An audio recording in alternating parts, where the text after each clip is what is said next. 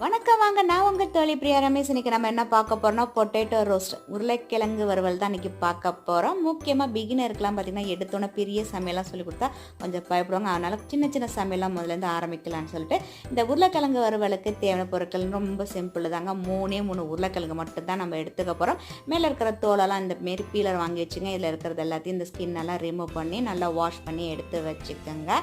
அடுத்தது நம்ம கட் பண்ணணும். இதை கட் பண்ணுறதுக்கு முன்னாடி திருப்பி இன்னொரு வாட்டி வாஷ் பண்ணிவிட்டு இந்தமாதிரி தண்ணியில் வச்சுங்க, இல்லைனா கருத்து போயிடும். இப்போ நம்ம கட் பண்ணுறது எப்படி அப்படிங்கிறத பார்த்துடலாம். இப்போ இந்த ஓரமாக இருக்குது பார்த்திங்களா, உருளைக்கிழங்கு 2 ஓரத்தையும் கட் பண்ணி தனியாக எடுத்து வச்சுக்கோங்க.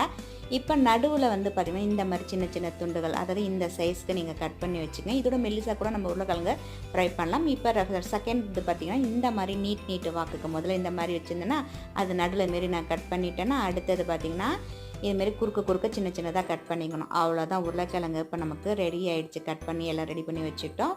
இப்போ போய் வறுக்க வேண்டியது தான். இப்போ சிப்ஸ் மாரி வறுத்துக்கலாம், நீட்டாக கூட நீங்கள் ஃபிங்கர் சிப்ஸ் மாரி வறுத்துக்கலாம். வெட்டி வச்சுருந்த உருளைக்கிழங்கெல்லாம் பார்த்திங்கன்னா தண்ணியில் உடனே போட்டுருங்க, இல்லைனா கருத்து போயிடும்.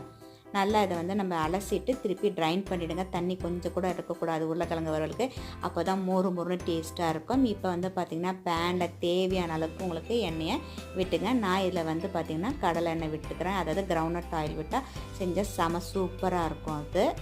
இப்போ கொஞ்சம் எண்ணெய் காஞ்சதுக்கப்புறம் உருளைக்கிழங்கெல்லாம் சேர்த்துக்குங்க. கொஞ்சம் தள்ளி நின்று போட்டுங்க, மேலே தெரிக்கும்.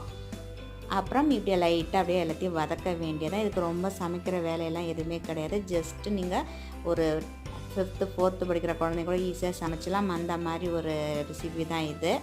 இப்போ எண்ணெயிலே மொறுன்னு வந்துச்சு. இப்போ வந்து பார்த்திங்கன்னா மிளகாய்த்தூள் உங்களுக்கு காரத்துக்கு தகுந்த மாதிரி, நான் இதில் வந்து 1 ஸ்பூன் வந்து மிளகாய்த்தூள் சேர்க்குறேன், சில்லி பவுட்ரு.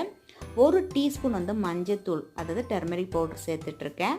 பெருங்காயம் வந்து நம்ம சேர்க்கணும், உருளைக்கிழங்கு வாயு வழியாக, அதனால் பெருங்காயமாக கேலிக்கு சேர்க்கணும். இதில் வந்து பெருங்காயம் சேர்த்துருக்கேன் 1 டீஸ்பூனு. உப்பு வந்து பார்த்திங்கன்னா தேவைக்கேற்ப வந்து சால்ட்டெல்லாம் நீங்கள் ஆட் பண்ணிக்கோங்க. இவ்வளோதாங்க. இதை வந்து நல்லா கலந்து விட்டுருங்க. இந்த மாதிரி கலந்துட்டு மிதமான தீ, லோ ஃப்ளேமில் வச்சுருங்க. மீடியமாக ஹை ஃப்ளேமில் வச்சுன்னா டக்குன்னு வந்து அது வந்து பர்ன் ஆகிடும், அதாவது கருகி போயிடும். அதனால் மிதமான தீலையே அழகாக இதை நீங்கள் வறுத்துக்கலாம். கனமான பாத்திரம், அதாவது பேனும் நீங்கள் எடுத்துக்கோங்க. இப்போ அப்படியே மிதமாக அப்படியே ஃப்ரை பண்ண வேண்டியதான். உங்களுக்கு எவ்வளோ தூரம் உங்களுக்கு ரோஸ்ட்டாக வேணுமோ அந்த அளவுக்கு. இது வந்து பார்த்திங்கன்னா தயிர் சாதம், ஜஸ்ட்டு நீங்கள் சாதத்தை வடிச்சிட்டு தயிர் சாதத்துக்கு தொட்டு சாப்பிடலாம். அதாவது பிகினர், ஒரு வேலைக்காக வெளியூரில் போகிறவங்க, படிக்கிற குழந்தைங்க அப்படின்னா வீட்டில் சமைச்ச மாதிரி இந்தமாதிரி சில்லி பவுடர் சால்ட்டு பவுடர் வாங்கி வச்சுட்டு அப்படியே ரோஸ்ட் பண்ணி நீங்கள் செஞ்சு சாப்பிட்லாம். மசத்தலாம், செம சூப்பராக இருக்கும் அது. அதோட வந்து டெக்ஸ்டரே பாருங்கள் எவ்வளோ நல்லா இருக்குது. அதுவும் மொறுன்னு கிரிப்ஸியாக இருக்கும் அது. செஞ்சு பார்த்துட்டு உங்களுக்கு கருத்துக்களை பதிவு பண்ணுங்கள். சேனலை மறக்காமல் சப்ஸ்கிரைப் பண்ணி வச்சுக்கோங்க. நன்றி, மீண்டும் சந்திப்போம்.